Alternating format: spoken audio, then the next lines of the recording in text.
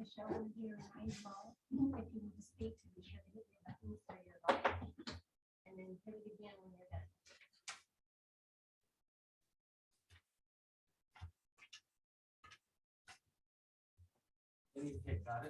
I know, I keep trying to click.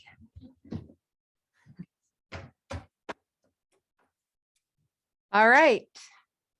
Welcome to our school board meeting, our regular meeting for January 12th, 2022. To begin, we'll open with the Pledge of Allegiance. I've asked Dr. Bishop if he would lead us in that tonight.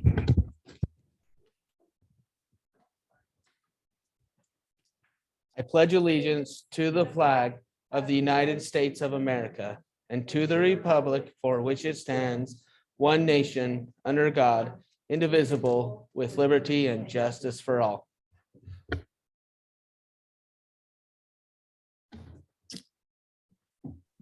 Thank you. We'll open tonight with the communications and review of the agenda by Superintendent Corden. Thank you very much, Madam Chair. I want to wish the entire board a very happy School Board Appreciation Month. I want to thank a couple people specifically. You'll notice you've got some goodies there. Janet, Steph, Kyle Micken from Nutrition Services, and also Chelsea for helping put together some of the appreciation events for tonight. Also want to welcome especially our staff and students and parents who are here for recognition tonight. There is one amendment to the board agenda since it was last published, and that is we have one additional hire, which is great news. We have hired Joni Sherman, a new school psychologist. Thank you. Excellent. Next on our agenda is our student leadership report from our RHS leadership students, Maren Gray and Chelsea Miller. Hi, everyone. I'm Chelsea Miller. I'm ASB co-president from Leadership. Today, I'm going to be talking to you guys a little bit about leadership and some school events that have been happening. We just had winter week before winter break, and it was a huge success. Really impressive of how much our leadership class was able to take in notes from people, from our peers, and take that into consideration when making our dress-up days and just make something that was inclusive, but also new and fun and exciting. We also have been brainstorming some ideas about the arts assembly.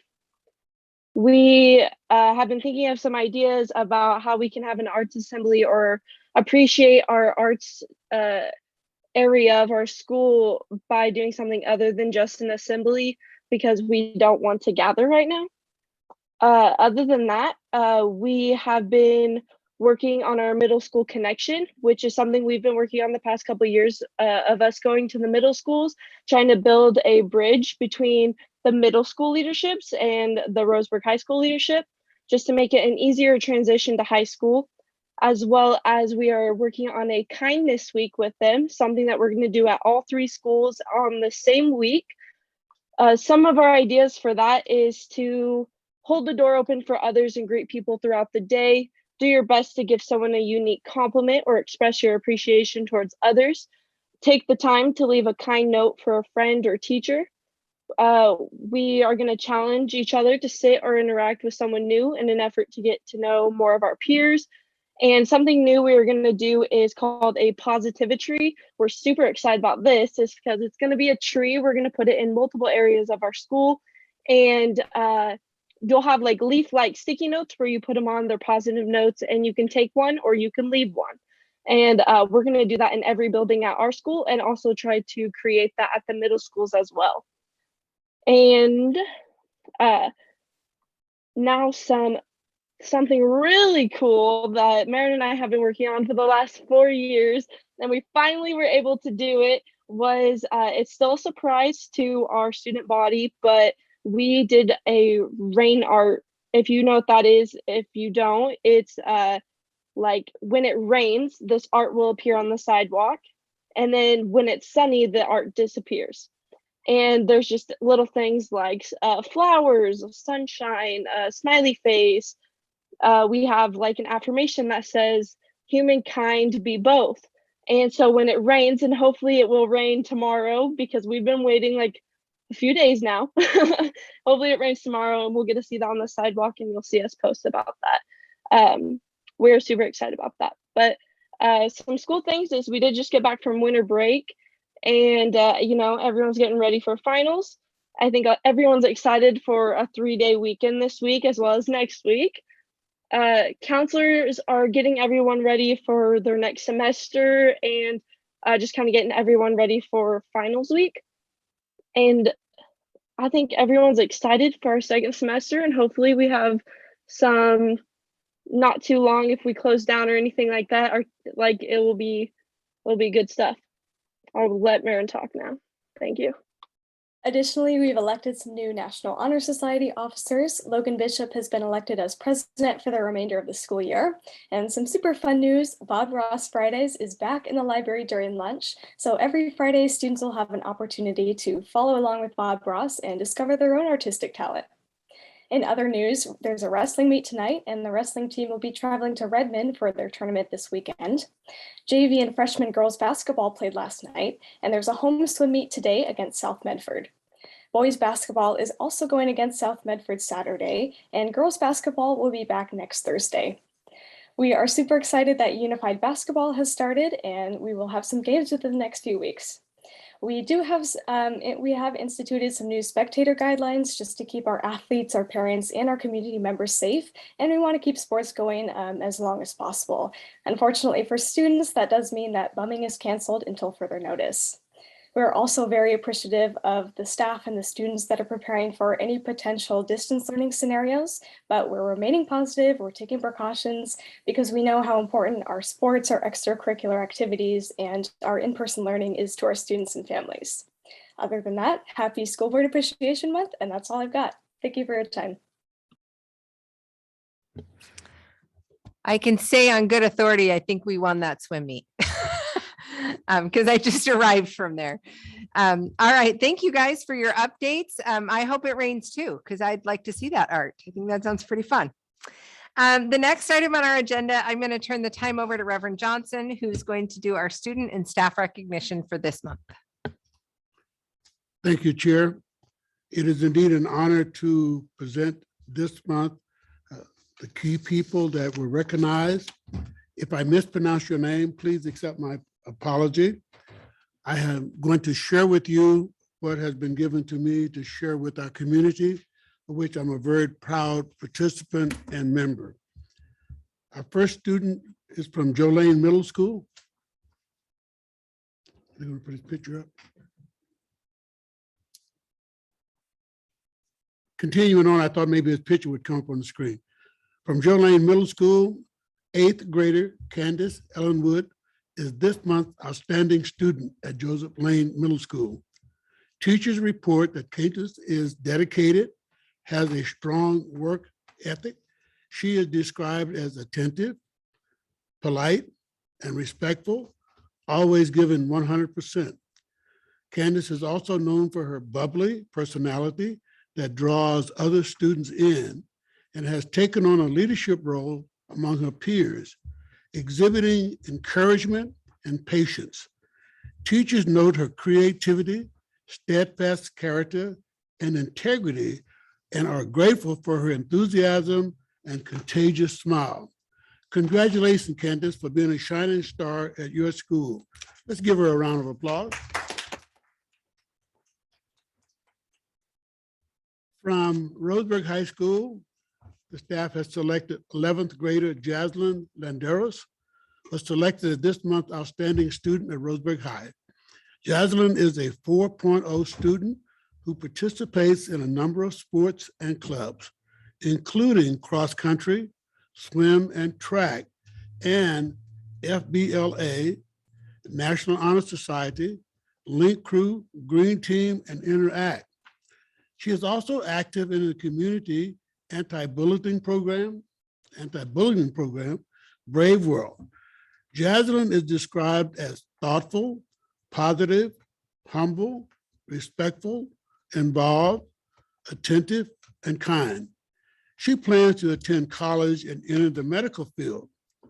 According to one of her teachers, Jaslyn is determined to be the best version of herself that she can be. Kudos to you, Jocelyn, for being such a great influence to all of your students. Congratulations.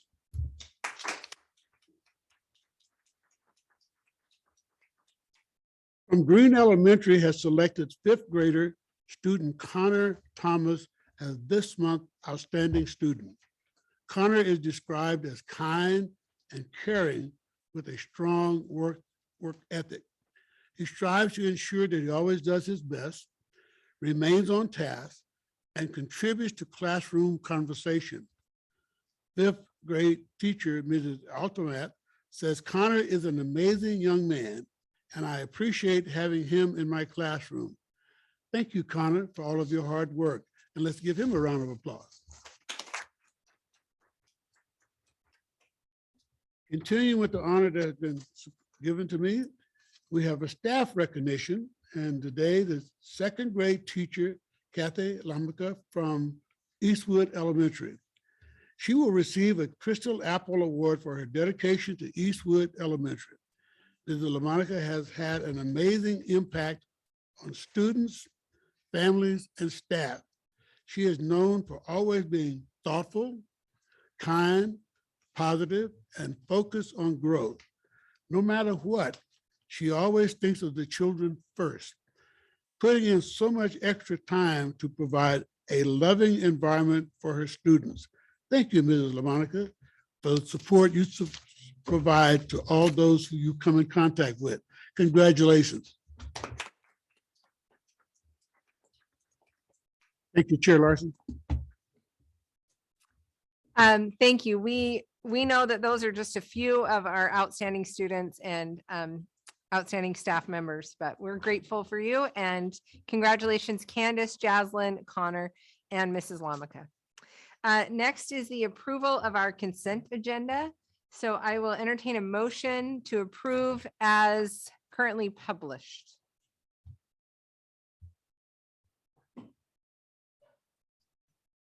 I motion. Thank you. I'll second. Thank you. Any questions about your most recent? I think their only addition was that one additional hire. Any questions? I think we should sort of specifically take note of the people that make gifts to the district week after week. I notice here there's a fairly sizable donation to Hillcrest from a named person, and then the Elks and Roseburg Forest Products and Boyers Consulting have all chosen to support the school district with monetary donations. Yeah, that's a great point that maybe people, members of the community might not recognize that as part of our consent agenda, we do get a list of those who are making donations, and it is, I think you're wise. I think it's inspiring, and I think it's great to see that, yeah, the Elks and Roseburg Forest Products and others were have made donations to robotics programs and theater programs, and so thank you to all of those who are giving to our district in so many ways. We truly appreciate that. I'll go ahead and take a vote for approving our consent agenda as published. All in favor? Any opposed? Great. Our next item is public participation. Superintendent Corden, did you want to make a statement before we went into that, or are you going to do that later? We'll do that right following public participation. Okay, excellent.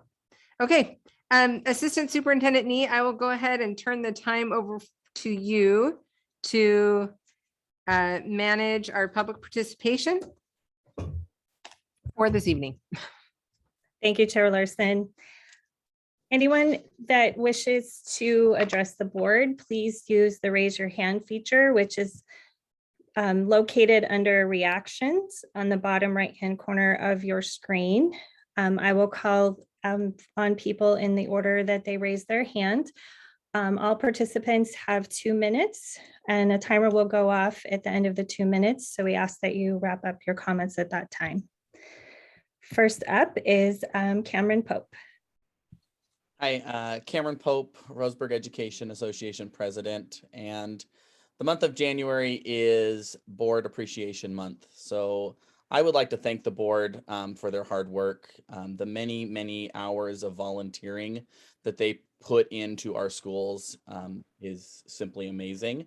So thank you guys very much for making our jobs so much easier. You guys are really an ally in the educational process, and we appreciate that very much. You guys are moving this district forward along with us. You have never been a hurdle in our way, and we appreciate that. We notice that at every board meeting, educators are thanked by the board chair and many of the board members. And so this is our turn to say thank you. So thank you, board. We appreciate you from the Roseburg Education Association. Thank you, Cameron. Next up is Sherry Good. Thank you for giving me this opportunity to speak tonight. I wanted to talk about December 17th. December 17th was a day given to the staff for Roseburg Public Schools to be in their classrooms without students. And many teachers, if not all teachers, considered it a blessing. Multiple members of our staff said that it was the first time in their careers that they were able to get the work done before they left school and not have to come back during the break. December 17th gave us ample time to clean our rooms after Christmas parties, catch up on grading, do long-term lesson planning with the teams that we work with. And we just wanted to thank the board and the district administration, along with the Roseburg Education Association, for providing us with a chance to catch up and to engage in some fellowship with our entire staff. So thank you.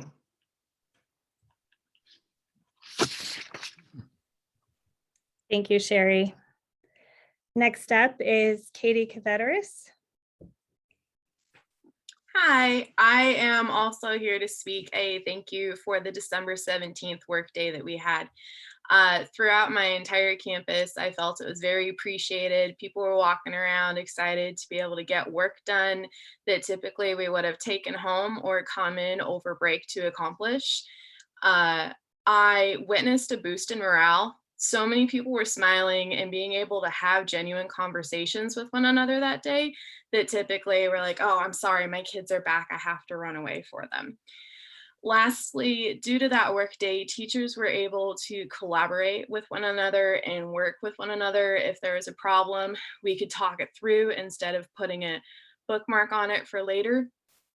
And it allowed us to actually leave work at work and take a much needed mental break during our vacation. So we truly appreciate it and thank you.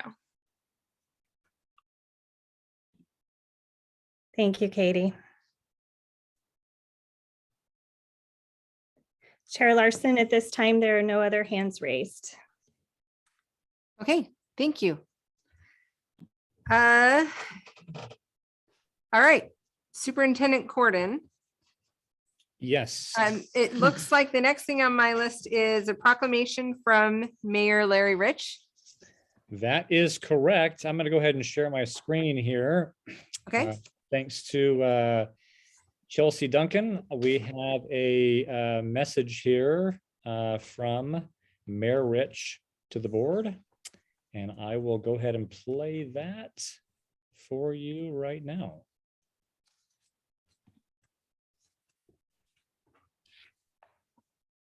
Good evening, school board members, Roseburg School District staff, parents, and any students in the audience tonight. My name is Larry Rich, Roseburg Mayor, and the reason I am speaking is because it is School Board Recognition Month, the entire month of January. Unfortunately, I am out of town, so I'm not able to speak to you in person. However, I want to thank Chelsea Duncan, your communications coordinator, for making this possible for me to speak to you through video. I have a proclamation to read. Before I do, I want to thank our school board members. We, the Roseburg community, thank you for your service. Being a school board member requires a huge commitment on your part. There are many meetings to attend, and some of them can go on for a long time. It is your role to serve the staff and students so that our staff feel supported and our students receive the best possible education. And you do this all with no pay. You serve our students, staff, and community extremely well. The Roseburg School District is highly respected throughout the state for providing a quality education experience. We deeply appreciate your service. Thank you very much. And now for the proclamation. School Board Recognition Month. Whereas the community of Roseburg relies on public education to ensure a prosperous quality of life and strong economic health for Roseburg. And whereas locally elected boards fulfill leadership roles and serve as the conduit through which teachers, parents, businesses, and communities demonstrate the care, creativity, and support that lead to student achievement. And whereas public schools nurture and train diverse student populations to the best of their ability, whatever the resources, to give students the knowledge, skills, and opportunities they need to succeed. And whereas board members build the framework that makes it possible for education organizations to teach Oregon's children. And whereas the committed men and women who serve on the Roseburg School Board deserve recognition and thanks for their dedication to the educational needs of the students of Roseburg. Now, therefore, I, Larry Rich, Mayor of the City of Roseburg, do hereby proclaim January 2022 to be School Board Recognition Month. And for everybody in the audience, would you please give a round of applause to our school board members?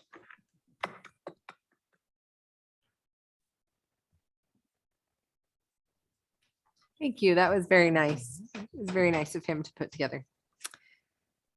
All right. Do you want to make a comment before I jump into item number 1? Well, I'm just, I think I have something in my superintendent report, but I'm happy to make a comment. I think I know what you're asking here. So it's probably worth mentioning here, and I'll mention this here at in the superintendent report to the board here in a few minutes. But there have been there is a growing fear that our schools will, our staff will get sick, and we'll see what we've seen around the state and the country where a migration to remote learning. And we'll talk about a little bit more about some of the things we're doing to ensure that we can keep our staff safe and focus on in-person learning. There have been, though, interestingly enough, a couple of conversations I've had recently, today and yesterday, with people that believe that we're getting ready for that. So I want to just clarify this. Our intent is to stay open. If we have to migrate to and transition to remote learning, it will be a last resort for us. We are putting some plans in place so parents are aware that this is a possibility. And it really gets down to our ability to operate efficiently and effectively and safely. It'll be an issue if we have a significant number of staff out. And if that happens, I'll talk about this in a little bit. We'll shift resources, but if we get to a spot where we simply cannot operate, that will be a last resort to close. So probably important to say that now, just so board members know that, community knows that, and I'll touch on that a little bit later in the superintendent report. Thank you. All right, the first item on our agenda as published is an update on the status of our Awesome Grant. So I think Cheryl has that. Yes, I do, and it is good news. I like it. We have qualified for a matching grant from the Oregon School Capital Improvement Matching Fund, also known as Awesome. And they had $59 million to distribute in this round. We were part of the First in Time group, which receives 40% of that fund. And we qualified, and through a lottery process, we will receive, if our bond levy is successful, we will receive a matching grant of over $5.8 million. So it's pretty darn good news. Excellent. Questions? Okay. Okay. Just good news. All right. All right. Item 2, reflect on the bond committee community input from the December 15th board meeting. So it's kind of a chance for us to discuss our thoughts from the previous meeting, and Superintendent Corden, I believe you're going to lead out on this. Yeah, I will. So first of all, I want to thank the Community Bond Development Committee. These are community members, including some of our board members, for their work on developing a list of projects over the past several months that came to the board on December 15th. And I appreciate their presentation they were able to give. We talk about bonds, we oftentimes out of necessity revert to Excel spreadsheets, and we talk about bond rates, all important things, and we pull out graphs and charts. But I want to take a minute to share a few examples of what communities and boards and districts have done collectively around the state with the opportunity that lies ahead of us. And this is an incredible opportunity. I was reminded of this quote, which I love, from an author named Margaret Wheatley. And she, at one point, had a quote in which she said that there's no greater power than a community discovering what it cares about. And that's been on my mind relative to this bond. And I want to share a couple things, and then we'll launch in just a couple quick things about the bond. But I'm going to go ahead and share my screen here. And okay, where'd you go? There you are, somewhere in here. That's not it. All right. Hi, Larry. Bye, Larry. Okay, so let me share this real quick. So we've done some wondering about some things. And again, this may not be what we do, but I did want to share a couple of recent projects around the state that just have been kind of interesting to watch. And so I'll share a couple slides. This is from Franklin High School in the Portland area. On the left, you'll notice Franklin before they passed the bond and did some work. And on the right, you'll notice some of the work that they did. This is in their commons area.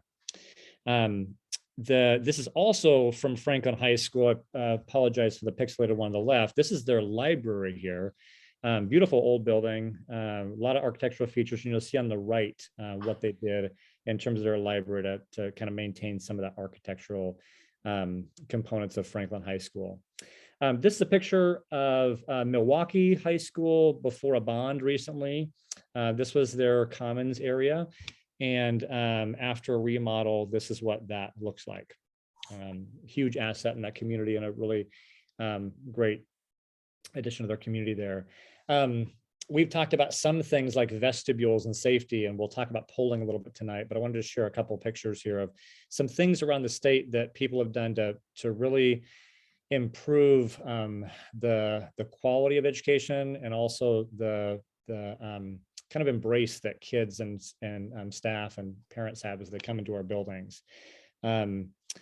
Here's some examples of some upgrades within the CTE space. Here's a culinary space within CTE. And here's an interesting example. This is actually from Sherwood High School, an addition. This was a classroom that was used for, I'm not sure exactly what the content area was, that was redesigned to focus on STEAM, or science, technology, engineering, math.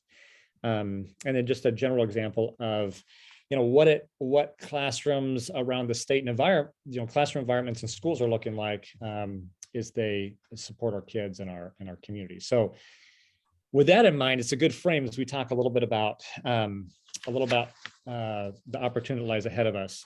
As we previously discussed, Patinkin Research will be conducting another round of polling for the board prior to our next meeting on January 26th. And before I hand it over to Jeremy Wright from Wright Public Affairs to talk a little bit about the bond polling, I wanted to ask board members if there were any questions or comments that you have regarding the community bond development presentation at our December 15th meeting.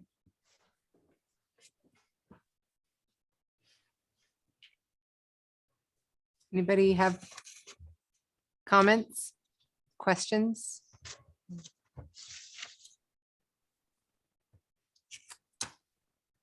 Andrew and I mean, some of us were in those meetings, so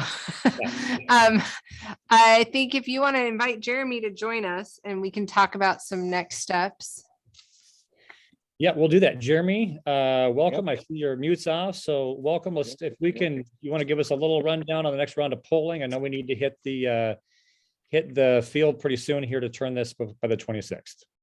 Yeah, absolutely. So our goal is to field the next round of polling in the next couple of days for you. Want to have this conversation tonight if there's any questions or feedback from the board before we finalize that. Our main goal for this poll, so if you remember, we did one for you back in the fall, and that was about helping drive the bond development process, kind of asking the questions, the priority of the community, What are you, what is the district's priorities versus what the community's priorities are, and that helped drive the conversation and eventually develop the bond package that was presented to you. This one is about testing the exact language of the bond package, the exact amount, the exact price per 1,000. So the language that will be what we put on the actual ballot, and then testing some messaging components. How do we want to talk about this? I think we have a pretty good idea, but this one is this is always a good affirmation of stuff if there is something that we didn't consider or something that we're missing. And we're going to have a little discussion also about, have we seen movement in the community since the work of Bond, the great work Chelsea and her team have been doing, you know, in the district communications, to see if there's been any movement on that front. And at the end, it's an exact snapshot of where people are today, or next week when we actually do the polling.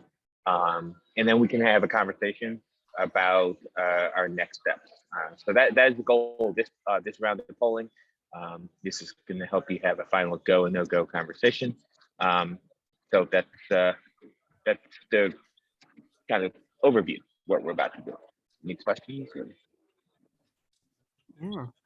In this round of polling, are you going to be asking specifically, excuse me, some of the items that we've discussed and focused on the specific things we're going to be spending the money on, the programs, or is that going to be not involved? No, absolutely. We're going to talk about all the things we're doing in the bond, and we're going to talk about with our voters from a popularity standpoint. From, you know, so we're going to redo some of the, do again some of the stuff we saw in the first poll, but then we're also going to test some messaging around those things. So how do we talk about them, not just how popular are they? If that makes sense.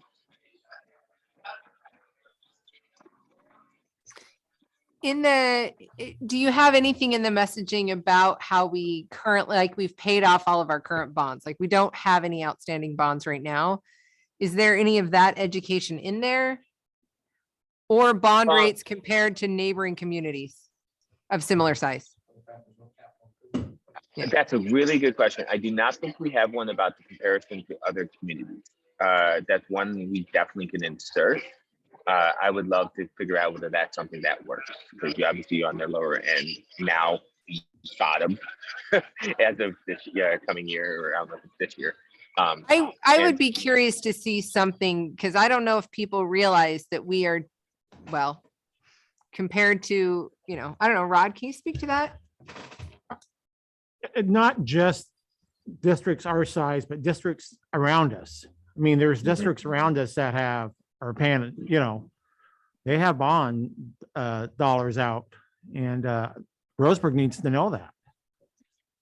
I look at Winston-Dillard. I mean,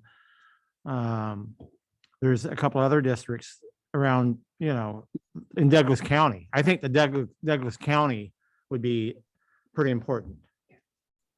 We have that info from Piper Sandler this day. This is where you guys stand. Look at the bond, folks who sell the bond and do bond assessments. So we can certainly create a question based on that info. I like the idea. Yeah, I'm just curious if that is, I guess I would be curious to know if that is messaging that helps people support us. Does that make sense? Like, if people if people understand that they're, like, we currently are not drawing any money for capital improvements, will that help them then say, well, I guess something then is okay, as opposed to, oh, am I already doing all of this? I don't want to pay more. Does that make sense? I would just be curious. It does. And I would say that we have seen, depending on the district, it's very variable. We have seen it in some places that are very competitive with the neighbors, which is a very compelling message, right? And then we've seen it in other places where they say, oh, I can pay less. That's great, So yeah. It's worth testing though in the poll. That's why we do polls. We can test it. Right. So yeah, if you could do something on that, I think that would help me. Right. Okay, great. And yes, we do have that information, and We do, just a reminder, we have the 26th of January set aside as a work session. And the board will have a chance to hear from Jeremy and Ben about the polling data and the analysis of that. And then, the board's decision on, relative to moving forward on a bond after that. Okay. Anything else on that one, Jeremy? Nope. Just if anyone on the board thinks of something, or please, go through Chelsea or Jared or whoever, and get that to us. We're moving very quickly. We have a call to finalize this tomorrow, so we can get into the field for you and have analysis back in 2026. Okay, thank you, Chair Larson. That takes care of number 2 and number 3 on the agenda. Thank you. Oh, and I think Director Shirtcliffe has a quick question. Yes. Not Shirtcliffe, Crimmins. sorry, Crimmins. Is are we going to be using the same polling method that we did on the first one? And did you feel, people on the committee feel like you got a good Yeah. representation Yeah. it was from good. that poll, that you were real comfortable with that? Yeah, it was good. So you'll use the same polling method and kind of the same outreach, not the same people. Right, because it's randomized. Okay. Yeah, it's a random sample. What we go for is we're trying to do a random sample that reflects the May 2022 likely voter pool or electorate. And we do a mix of cell phone and landline calls, and we make sure that that randomized sample reflects the demographics of the district across all the different demos, and then likely voters as well. So yes, it will be the exact same methodology. Thank you. All right. 2 and 3. Look at us go. All right. Director Freeman, a Thank you. conversation about the calendar. Oh, Rod, did you have a question? Oh, waving it. I know. And Jeremy. Bye, Jeremy.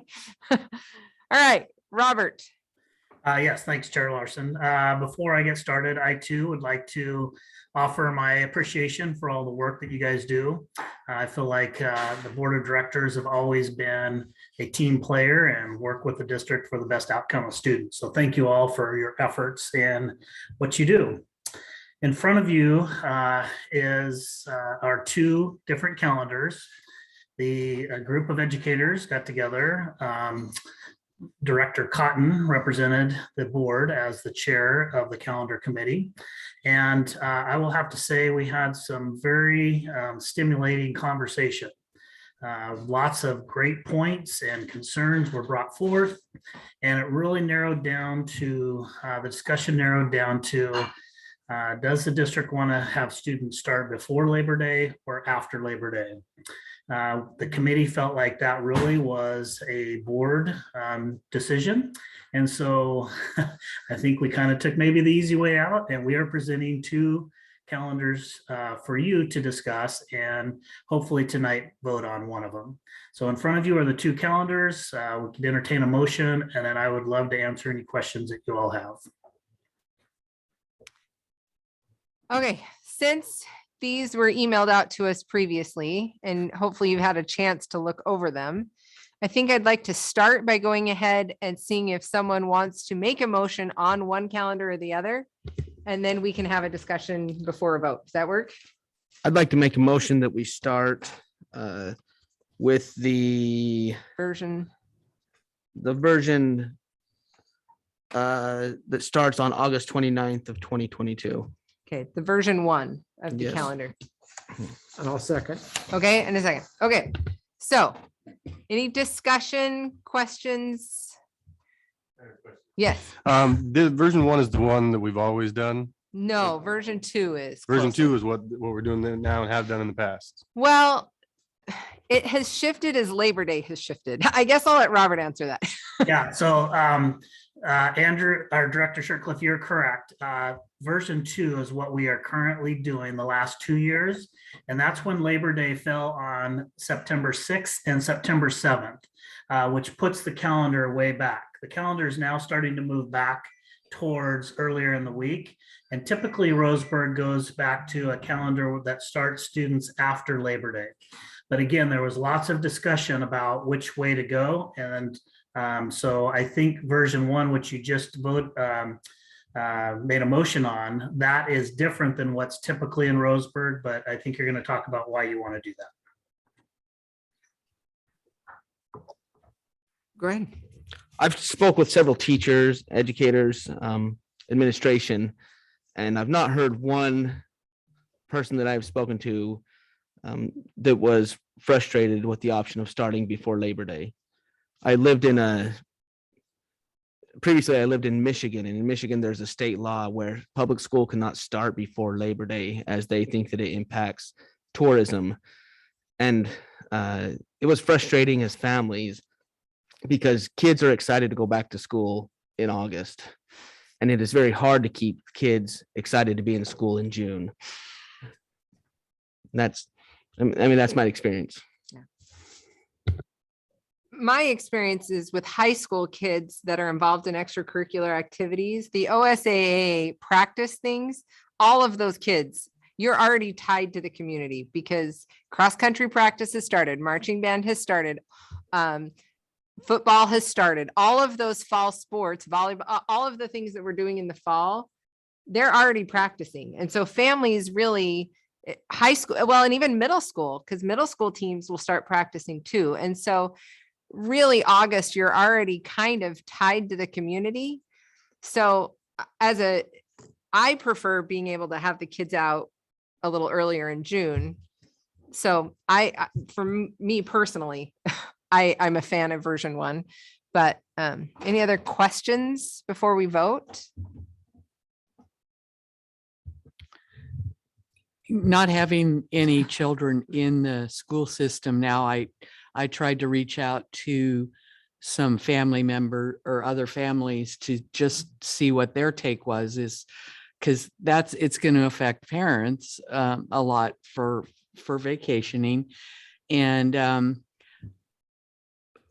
a couple of them said it didn't matter to them one way or the other. I mean, to me, when it said not getting out until June 15th, June 15th, mid-June, that sounded well into, June already.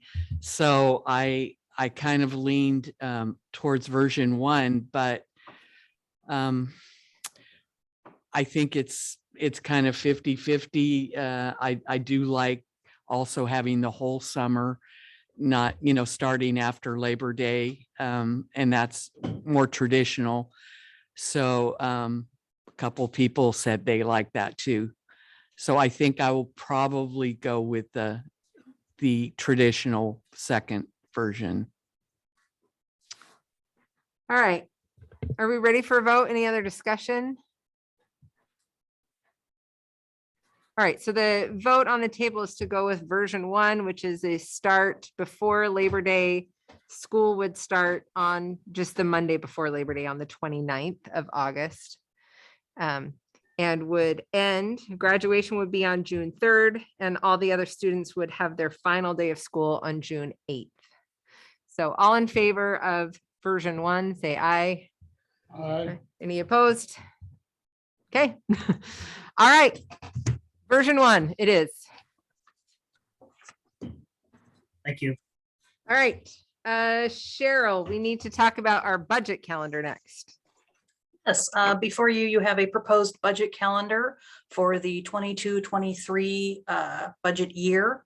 This calendar was put together so it meets all the required timelines for publication and the distribution of public information that's required by Oregon budget law. Happy to answer any questions about that. Something we need you guys to take a look at and approve. Okay, so the chair will entertain a motion to approve our 2022 budget calendar. I will so move.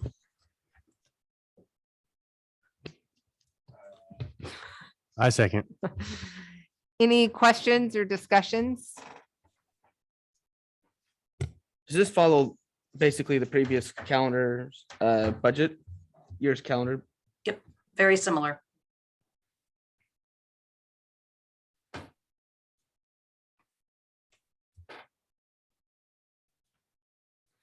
Do we have vacancies on the board on budget committee yet? Yes, we do.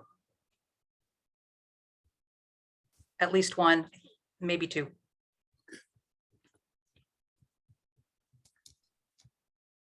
How do those get filled? We publish We pray. both of those, actually.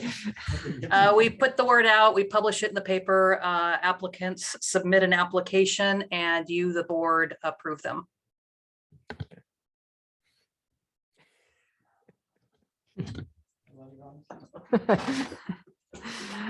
All right, all in favor of approving the 2022 budget calendar as published, say aye. Any opposed? You get a calendar too. I feel like I'm handing out all sorts of calendars. Anybody else want a calendar? May I make a comment real quick? Please. I spoke with the head accountant did our audit. When I asked her how many person hours were involved in prepping our audit, 562. It is high. I am a little concerned that in future years, if it continues high, we may see a bump in our audit fees. And that was how many hours with a clean audit, right? Because it came back, you know? As I understood the area, that 562 hours from start to finish copy in our hands. Okay, thank you. All right, Superintendent Nee was going to give us an update on our student investment account funding. So. Thank you, Chair Larson. I'm going to share my screen.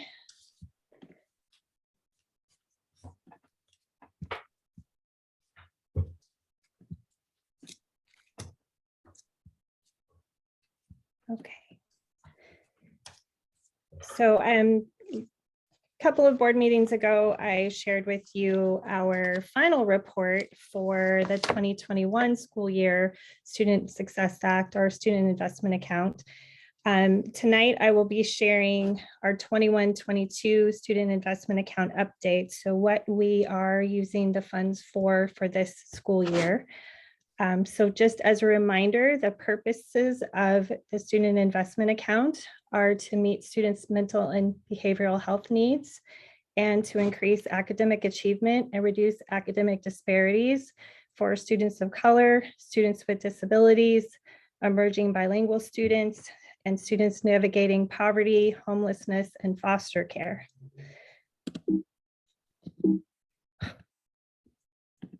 And our strategies for our SIA plan are strategy number one is to create a culture of safety and respect for all students and adults that also supports the social, emotional, and physical well-being of students and adults that is critical to academic and professional success. Strategy two is to ensure instructional materials and tests are appropriately challenging and supportive for all students. Strategy three, establish systems and interventions to identify and remove barriers to graduation for all students. And strategy four, ensure educators and families have the tools to support academic success for every student. So all of the investments that with our student investment account dollars have to align with one of these strategies. Our SIA plan investments are for this, our final SIA grant for the 21-22 school year is $4,284,185.91. I know how much Pastor Howard loves the 91 cents. So I always put in like an 01 or a 13 cents along the way. The plan investments are in class size, well-rounded education, instructional time, and health and safety. Here are our investments for this school year. We are purchasing books to grow our PK-12 classroom libraries. We are paying for 3 special education teachers, 8 special education instructional assistants, 4 elementary teachers to reduce class sizes, 6 middle school teachers to expand elective CTE options for our students, 2 middle school teachers on special assignment. We're purchasing the IRLA, the Independent Reading Level Assessment for 8 elementary schools. And we have a sizable investment of almost $500,000 to ensure access to before and after school programs, electives, and extracurricular activities for all students. This investment removes the fees for all of our students as well. We hired this year our social emotional learning coordinator, which is Mrs. Mindy Endicott. We are paying for 2 school psychologists, 10 skills trainers, 8 at the elementary and 2 at the middle school to help support our students with social, emotional, and behavioral skills. 4 elementary STEAM teachers, so science, technology, engineering, art, and mathematics. Materials for the STEAM activities, 2 elementary music teachers, 1 high school health and wellness teacher. And we also have invested in the Juvenile Justice Diversion online program to support our students from going, they're able to work through and help instead of going and being cited for certain infractions like possession of small at school, they're able to go through a restitution program to where they work on the issues that they're having. Are there any questions from the board? Michelle, I have a question. Now, these positions, we've been having a hard time finding, haven't we, psychologists and We actually have some very good news on the school psychologist front. In your board packet tonight, we hired 1 new school psychologist, and I know we also have some interviews going on to fill that second position. So we are now having some success in filling those positions. And what about the other special ed teachers, the aides? I mean, is it good prospects for At that? this time, all of our SIA funded positions are filled.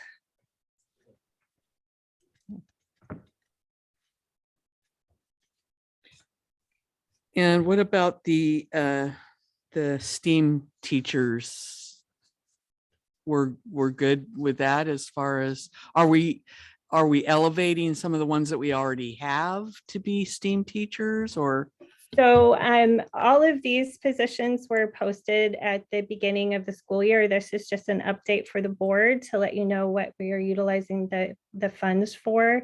Our STEAM teachers were hired before school started, and we have all of those positions filled, and they've been working in our schools since school started in September. Okay, thank you. You're welcome. Any other questions? All right, thank you. Thank for that update. All right, board policies from our policy committee meeting, updated board policies. This is a first reading to be reviewed. So Director Cotton? Yeah, I have asked her. Oh, okay, awesome. I was, and I wasn't here at the first meeting. Okay. First reading means that we review this, and give it the tentative approval or not, and then we would look at it again. At the second meeting, I don't know if that's going to be the work session or it's going to be a month from now. I think we could do it at either. I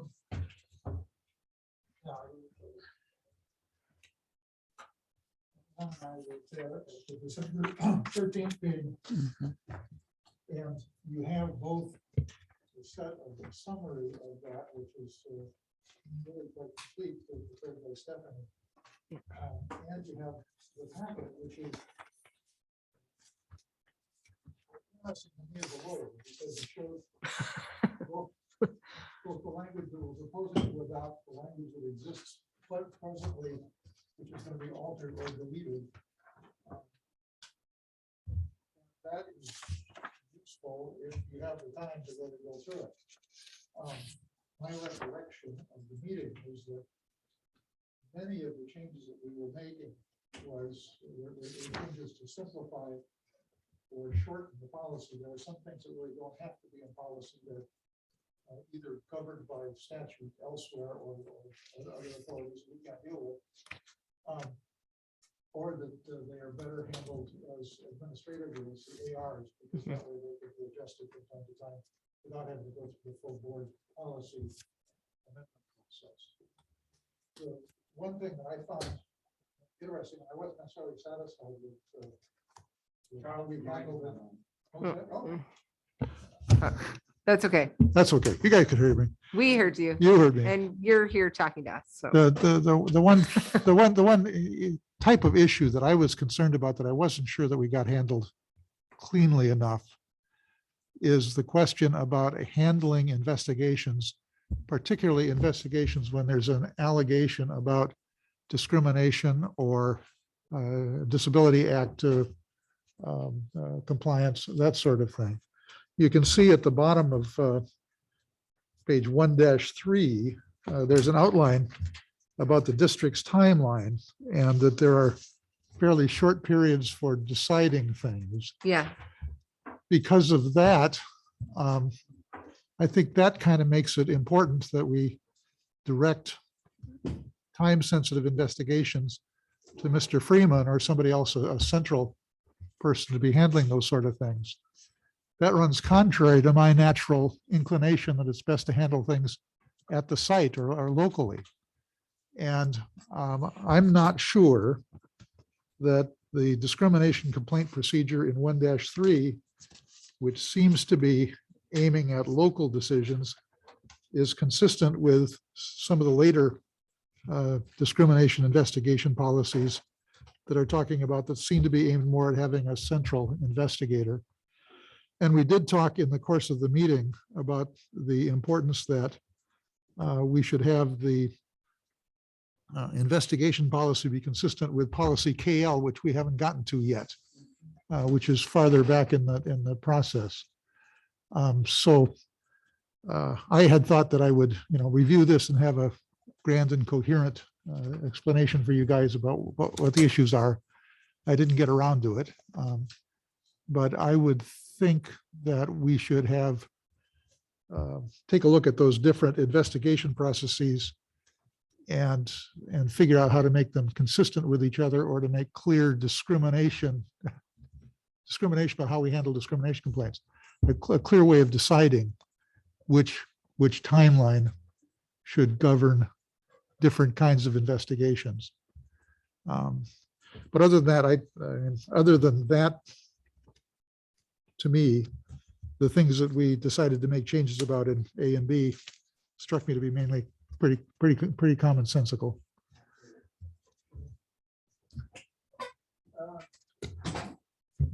Can't think of the gentleman's name from OSB that's been doing this with us.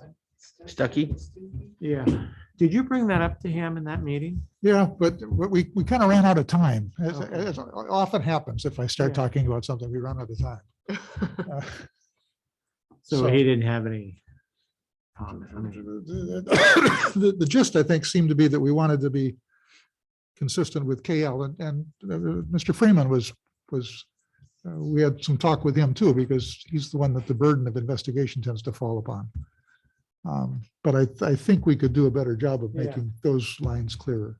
So is your primary, because we adopted this complaint procedure just 2 years ago. It's fairly fresh. So it's not one of the really archaic ones. Right. So is your concern primarily the timeline? Yeah. Yeah. So are you wanting it longer or shorter? Well, I wanted to make sure that our investigations comply with what the state requirements are. And how do these look? Well, compared to this? in here, when you start out with having the investigation done at the building level, and then it has to be reviewed by the district's representative, that's just a place where the time can get lost on. Yeah. And certainly with the ADA and the discrimination type things, it was brought out to us. It's that sometimes we're in danger of getting caught with our pants down. Okay. If we don't. How long does it need to be? 14 business days or? Well, what is the requirement? We know the requirement is statewide. The bottom of page 1-3, I think, is setting out what the district. Must be within 30 days of the complaint. Are you talking about the OAR down below? Maybe I should say, Mr. Freeman, help me. Yeah. Robert, do you want to jump in here? I would love to. I don't have that in front of me. I am all in favor of getting them to line up. But I don't have the document in front of me to verify the exact date.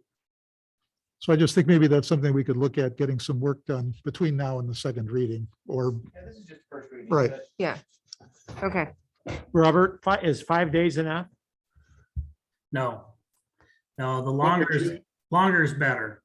What would be, So typically we have, it's either 10 or 20 days to respond to the initial complaint. And So those are. we have it, That sounds excessive. and right here it says they investigate and determine action and reply in writing within 10 days to the complainant is the step one. And then if they want to appeal the decision, they have 5 days to appeal. And then the superintendent or the designee shall review the decision within 5 days and meet with all the parties. Then the superintendent's designee will respond within 10 more days. Then they have 5 days to appeal to the superintendent. And the superintendent has a maximum of 10 school days. And then they have 5 school days to appeal to the board, and then the board will hear it at the next board meeting, is what the timeline that I'm seeing. Is that? If you then compare it to proposed ACA-AR 1-2, there, any complaint shall be presented in writing to the compliance officer, not to the principal or the supervisor. And then the compliance officer shall thoroughly investigate the complaint and notify the person within 10 working days. But again, that's being done by the compliance officer, not by anybody at the building. And I think a lot of times we would not be clear about whether somebody is complaining about an ADA issue or about some other sort of discrimination. And I at least think that that's room for having different procedures for the same, and if we have different procedures, it can be sure that whichever one we choose, if there was later litigation, there'd be a claim that we chose the wrong one. That's true. So. Okay. Director Lee and board, I mean, another option. So certainly, I mean, this first reading, that can be consideration we can take back to the policy committee. The other option is to clarify in administrative regulation, and AR can be written to clarify that as a possibility as well. I would like to share, until you've been discriminated against, you don't realize how frustrating it is for things to take a long time to hear something, either closure or continuation. If it were me, when something happens, it should take on a sense of urgency that everybody involved should move quickly and expeditiously to get it done. When you drag it out, it becomes a battle over the timeline instead of the battle over what the issue was. So I, for one, as the director, would vote that when you get the issue to be addressed, whether it's an alleged issue or an actual issue or misconception or misunderstanding, you need to move quickly like it was a heart attack and get it done. Which I think tends to weigh in favor of having the investigation, the decision made by the central office person, even though my normal feeling is that I like to have things decided as local as possible. And I think those are, You think those it'll are get done? values we have to weigh. So You think it'll get done quicker that way? Is that what you're saying? I think if you decide it locally, then people are going to want to appeal to the central office, and that drags things out.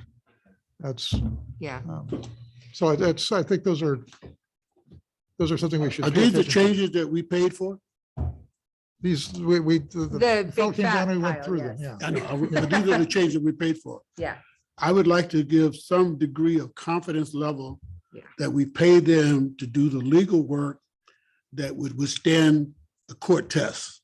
If that's the case, we should move it, give the first reading a go, give the second reading a go, and then as individual policies thereafter come up with an issue, we have the opportunity to address it and fine tune it.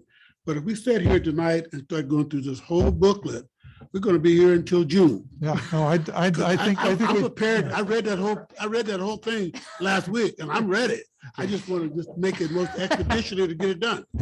All right, so the chair will entertain a motion to approve the first reading. I move to approve I'll A second. and B on first reading. Okay. Any further discussion? We can have the subcommittee before second reading answer some of these questions, which I think would be good. But all right, all in favor of approving the first reading of these policy changes for A and B? All in favor, say aye. Any opposed? Excellent. So the Go ahead. second reading is after, excuse me, the second reading is scheduled. But the next committee meeting is after that second reading. scheduled.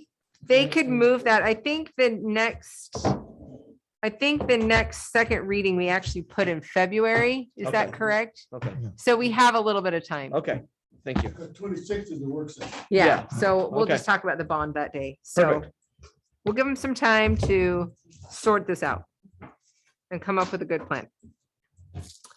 Now, for the second reading, Director Cotton was present, so it was much Yeah. more orderly. It's all you.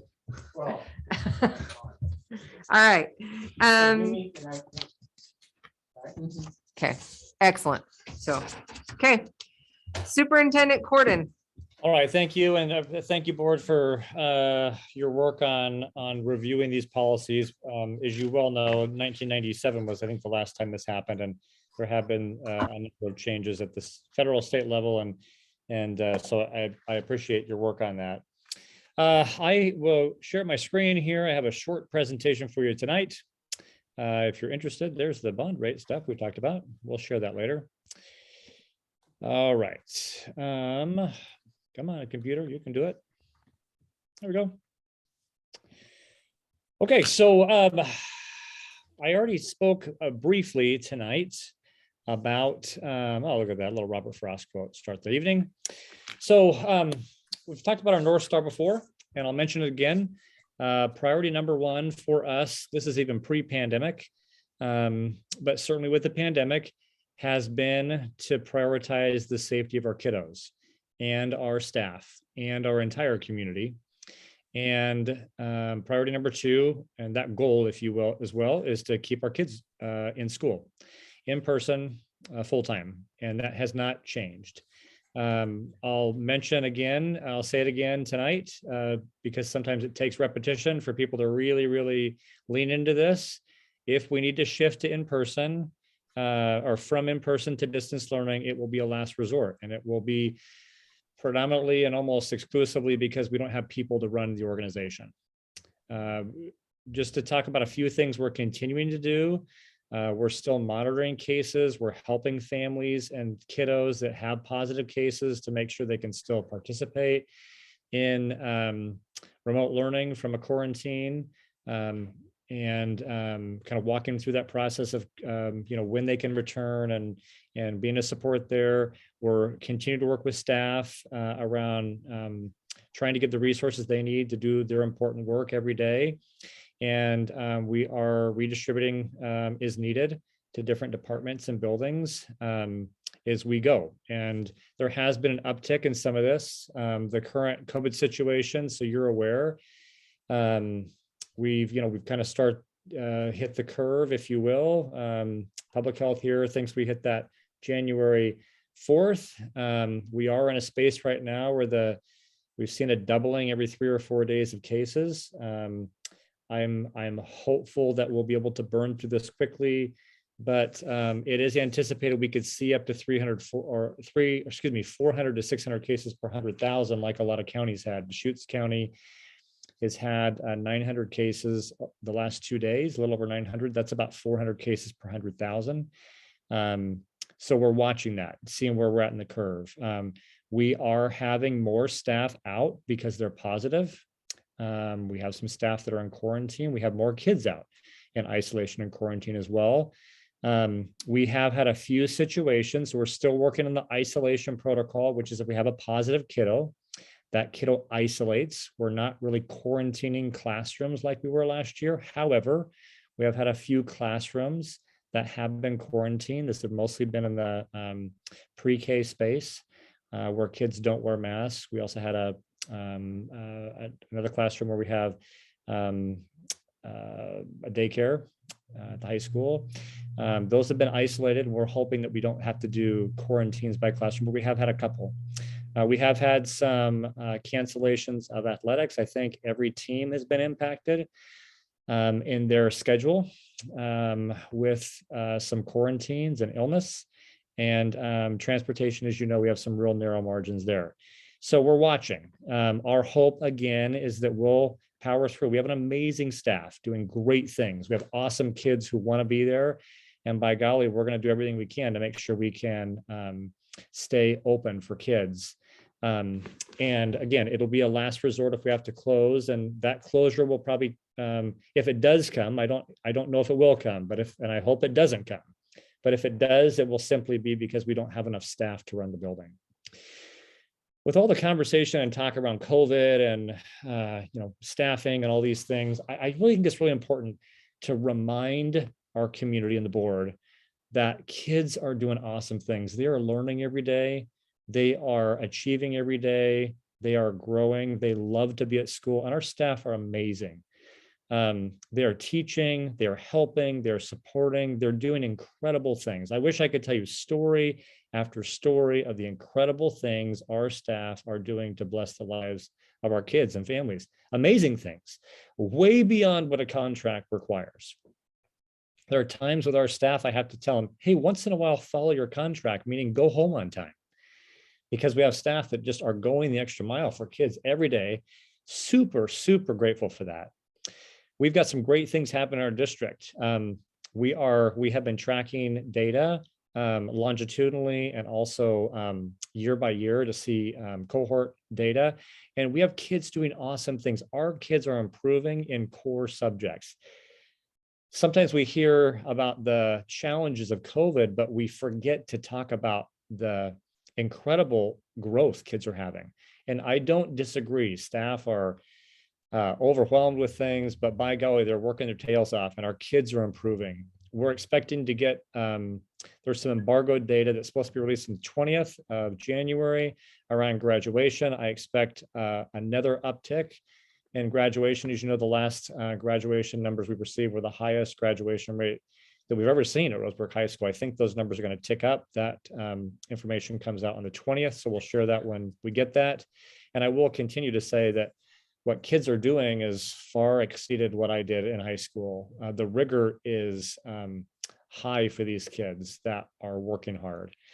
We're also, Michelle mentioned tonight with some of the SIA discussions, we've invested in something we called the ERLA. Just give you an example. We're seeing some really cool opportunities in this pilot for kids to have more access to really high quality reading and literature. She talked about investments in classroom libraries, meaning, how many books, authentic books does a classroom teacher have? Well, in the past, it used to be if you're a veteran teacher, you've bankrupted your 401k to try to get some books in your classroom. We don't do that anymore. We want to have really great literature for kids, and we want to have parents know what kids are working on, and so we can work together. And that's kind of what the ERLA is doing for us. And we're seeing some real promising results there. And also, thanks to Chelsea and what she's doing, we've started seeing some real increased engagement around social media. We're trying to share the good news happening. And that's been really cool to watch that happen as well. So there's some really great things happening. I want to share this message. We got this. With the kind of free fall of schools we see across the country, and fighting between labor unions and district administration and boards fighting. I am super grateful and honored to be here in this district because we've put our kids first. And there's great things happening, and we can do this because we have great people. We have great kids showing up. We have great parents sending their kids. We have great board, and we have great staff that are working for kids. And I, even with COVID and throughout COVID, have not been concerned about where we'll be at because we've got great people around us. So I continue to say, hey, we've got this, and we'll weather the next storm. We'll weather the Omicron, but we're going to be okay with this. Again, thank you to the board. It doesn't take, you don't have to look far across the country to see how important, or across the county or the state, how darn important a school board is for the entire community. In my opinion, for a community to thrive, you have to have schools that thrive. Education is a pillar, and it impacts everything from community development to livability. And we have to have a focus on our kids. Every single society in history that we know about, when they've been at their best and there's been innovations, they've been kid focused and they've been family focused. And boards help us do this. And I really want to just say what's been said again already tonight. Thank you to the board. Thank you for your leadership. Thank you for the trust you put in us to deliver the incredible and oftentimes weighty responsibility to serve these kids. Thank you. Thank you. I really appreciate, more than you know, your leadership to help us, to help our community thrive, because our kids and our staff thrive. I do have a short video from our kids I want to share with you, and that will conclude my comments for tonight.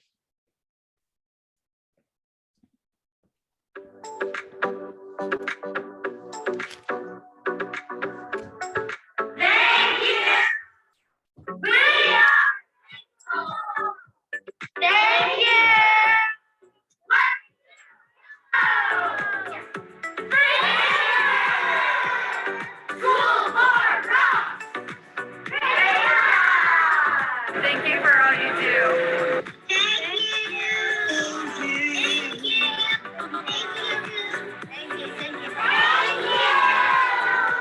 Thank you, Roseburg School Board.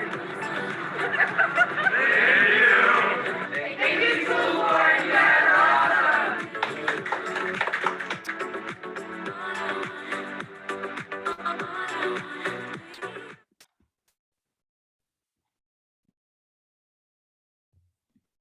Thank you. Right. You're welcome. Thank you. All right. Individual reports by directors. Director Bishop. I have nothing. Thank you. You know, I just love serving on the school board. It's been a few years. And I hope this, and I appreciate all of you. I hope the community realizes that we appreciate the kudos that we get. And we're working for them, we're working for the community and the kids. And, you know, doggone it, if there's something they disagree with us, that's fine. Contact us, talk to us. We're all readily available to get back to our patrons. And hopefully we can work things out. But I just personally don't like to be attacked, because there's just no reason for that. But 28 years on the board, it's been a real honor. Reverend. Thank you. I'd like to take this opportunity to share my appreciation that we have a proactive superintendent rather than a reactive superintendent. Rather than having someone who waits until something happens and then try to figure out what to do, we are blessed to have a superintendent that says, I see a problem coming down the road. Let's prepare for it and let's be engaged in it. That puts a lot of confidence level in the community, a confidence level in the board.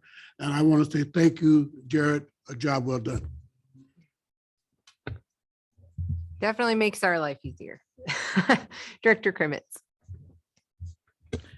Just thank you for all you do, and it makes being on the board an honor, really, to serve with you. And however we can help you, we always are available to help you. Just wanted to let you know that. Charles. I'll just thank the school district that survived for 28 years. That's right. And I do think it's important that we, well, for instance, the superintendent just told us how well, kids are learning things. And that flies in the face of what we see all the time on national television and elsewhere, where everybody says school's just been a disaster for the last few years. So I think probably in connection with the board here, it's important for us to be able to get the message to the community and to get the community to believe that in fact, kids have been profiting. Because we have to be able to demonstrate our success in order to get the community's support. Thank you. Andrew. I just want to say I'm happy that all the kids have been in school all year long, and I hope that that continues going forward. Yeah, I will just close by saying it is an honor to serve our community. I am grateful for my fellow board members. It's been an honor to serve with them and learn from them and be mentored by them and build relationships and friendships with them. I also just want to thank as we kind of go through this variant and this little uptick, I'm just grateful for all the staff members who are really stepping up to keep our schools open. I had to take a child late to school for a doctor's appointment today, and the PE teacher was teaching 5th grade.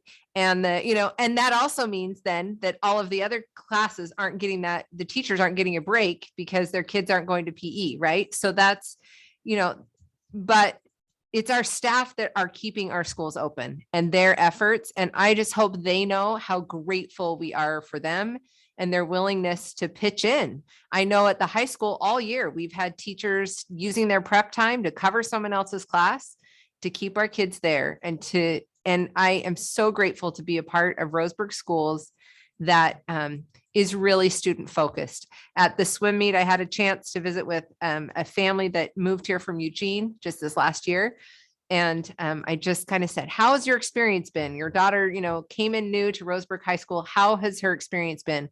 And they just had nothing but great things to say about our schools and about our community, about her peers here. And I'm grateful that we're here and that we're a part of Roseburg Public Schools. So on that note, I will adjourn our meeting and we will have our work session on January 26th at 6 p.m.